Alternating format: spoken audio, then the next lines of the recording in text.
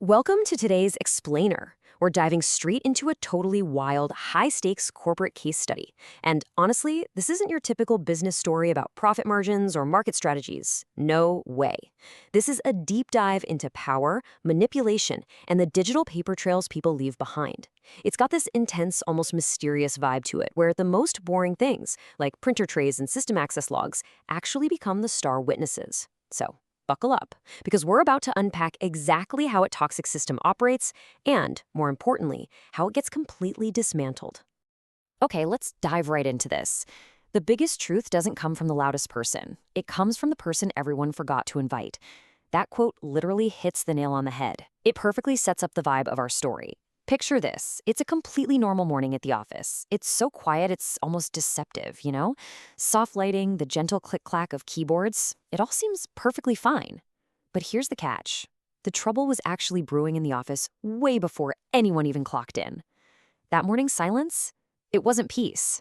It was more like the whole room holding its breath right before a massive storm hits. So, Section 1, a stormy beginning. Let's see how this crisis kicks off. Literally minutes after everyone settles in, boom, a crisis explodes. And you know what the scariest part of corporate culture is? It's not the crisis itself. It's how incredibly fast the crowd scrambles to find a scapegoat. Instead of asking the hard questions, the system just points a finger at the easiest, most familiar target. Enter Rebecca, the manager. She's a master at manipulating the room. She doesn't yell, she doesn't point fingers directly. Instead, with this perfectly rehearsed, super calm tone, she drops a subtle accusation. We all know who still has access to the sensitive recovery files. Boom. Just like that, all suspicion shifts onto a worker named Maya. It's a really dangerous psychological game because Rebecca isn't making a direct accusation. She's basically guiding the room to make the conclusion she wants them to make. But Maya, she shows absolutely incredible restraint. She completely ignores the personal attack. Instead, she lasers in on the data, the tiny, stubborn facts that just refuse to align. We're talking mismatched timestamps, the wrong font in a memo header, missing system notifications. These are exactly the kind of tiny details a sloppy cover-up misses. Maya knows that people lie, but the numbers, they definitely don't. Maya's quietness is literally her superpower here. When she asks IT to pull the access logs, she's not looking for revenge. And when IT pushes back because they really don't want to rock the boat, she just calmly says, a neat mistake is still a mistake. A neat pattern is something else entirely. She's just so exhausted by the office gossip moving faster than the actual facts. She's determined to see right through this neat little narrative someone else cooked up. Moving on to Section 2, the forgotten traces. Let's look at how an old scandal comes back to life. And this brilliantly illustrates how one tiny, seemingly harmless clue can drag an entire room right back into a past they were told to forget. Look at this timeline. A mysterious file scandal at 11:59 p.m., a stolen promotion, a completely swept under the rug internal audit, right up to the current mess. Two of Maya's colleagues, Daniel and Noah, start putting the pieces together. They realize the emotional fingerprint of this new crisis is identical to past cover-ups. It's the exact same playbook. Create confusion, blame the honest person, and then preach about protecting team morale to bury the truth. This brings us to Section 3, evidence from the shadows. This is where a really unexpected ally steps up. Now, the absolute biggest turning point in this whole explainer doesn't come from a senior exec or some dramatic boardroom showdown. Nope. It comes from the person people pay the least attention to, Lena, the quiet facilities coordinator. Lena's power is that she operates entirely in the background. She brings out this archive backs, and there's no drama to it. It's literally just the simple, careful act of keeping receipts. Because nobody bothers to put on an act or perform for Lena, she gets to see the unvarnished truth. Here is what's actually in that box.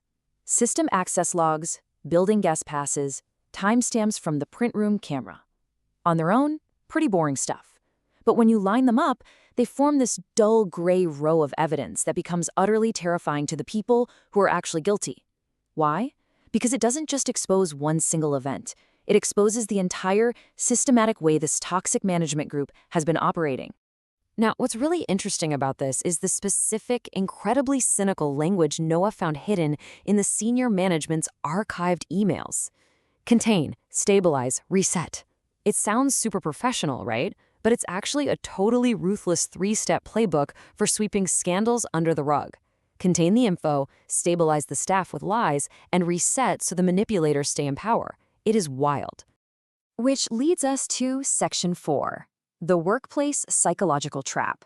Let's talk about how the guilty parties try to control the narrative. Once they realize they're backed into a corner with rock-solid evidence against them, the antagonists totally pivot. They launch full-on psychological warfare. Rebecca, staying true to form, calls a culture alignment huddle. She actually tries to weaponize the idea of healing. She tells the team, truth doesn't heal trust when people use it carelessly. Notice what she's doing? She's demanding people evaluate attitudes instead of looking at the hard evidence. It's a classic trap, using the guise of company culture to tone police and silence the whistleblowers. But this time, it totally backfires. Daniel is absolutely not having it. He refuses to sit through another meeting where the person with the actual proof has to justify their tone while the guilty people defend nothing. He shoots back with, "No, the truth is exactly how trust begins to heal." It's such a mic drop moment. Without the facts, any attempt at building trust is completely fake. I want to just pause for a second and let this note from Maya's notebook sink in. When truth threatens power, attitude becomes the conviction. Wow, that perfectly captures the corporate trap set for people who speak up. Instead of addressing the actual problem, the system attacks how you say it, your tone, your vibe. They spin it so you're no longer the truth teller. You're just disrupting the peace. So, everything comes to a head in this glass-walled boardroom. We are looking at two entirely distinct survival strategies clashing.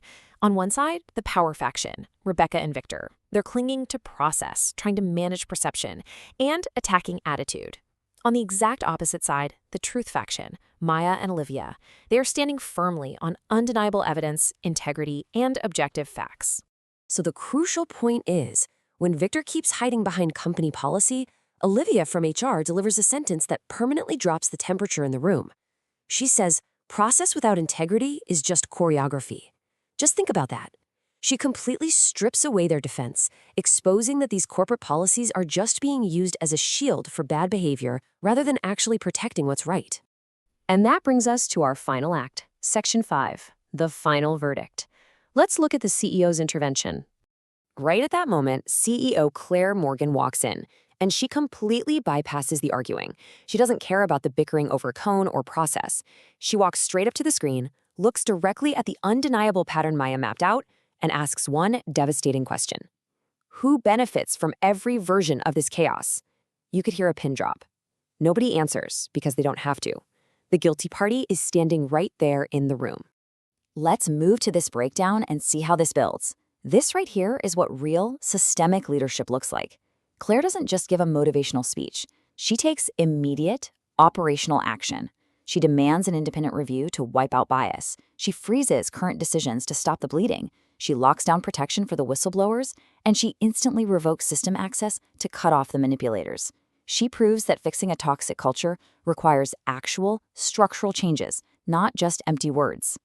And Claire drops this heavy, incredible realization. This company almost failed not because of one bad actor. It almost failed because good people learned to wait for permission to be honest. Let that sink in. That is the true, hidden cost of a toxic corporate culture. It trains honest, hardworking people to stay silent and terrified until someone higher up gives them the green light to tell the truth. By sunset, the office is quiet again, but this time it's a peaceful quiet. Maya is at her desk, surrounded by sticky notes of support from her coworkers, finalizing the data exports. It really shows this beautiful, quiet solidarity. The truth was never gone. It was always sitting right there on the receipts and servers. The only thing that changed was that finally, someone was actually willing to listen to it. To wrap up today's explainer, I really want to leave you with this final thought. Never underestimate the quiet people keeping the office running. They often see the whole truth because nobody performs for them. Next time you walk into work, take a look around. Who are the quiet observers keeping things moving? The IT folks, the facilities team, the data entry clerks? Don't ever underestimate them. In your workplace, who holds the pieces of the truth that everyone else is ignoring? Really think about that. Thanks so much for joining me for this deep dive.